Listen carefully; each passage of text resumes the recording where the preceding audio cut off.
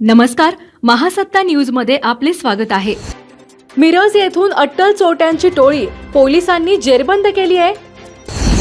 स्थानिक गुन्हे अन्वेषणच्या पथकाने 3 चोरट्यांना गजाआड केलंय। मिरज शहरातील मार्केट यार्ड परिसरातून आरोपींना ताब्यात घेण्यात आलंय।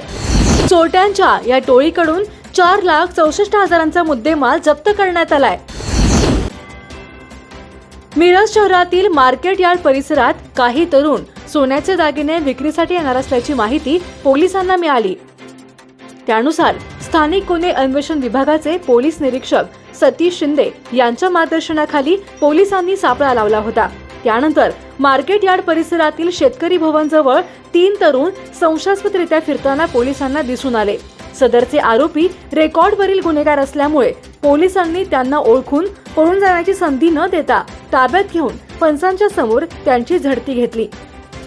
पोलिसांनी यावेळी सुदर्शन सुनील यादव वय 19 राहणार भोसे तालुका मिरज, मुनीब मुश्ताब भाटकर वय 19 यशवंतनगर सांगली, दीपक गंगाप्पा आवळे वय 20 100 फुटी रस्ता सांगली या तिघांना ताब्यात घेतले। या आरोपींकडून 4 गुन्हे उघडकीस आले असून या टोळीकडून 4,64,000चा मुद्देमाल जप्त करण्यात आला आहे।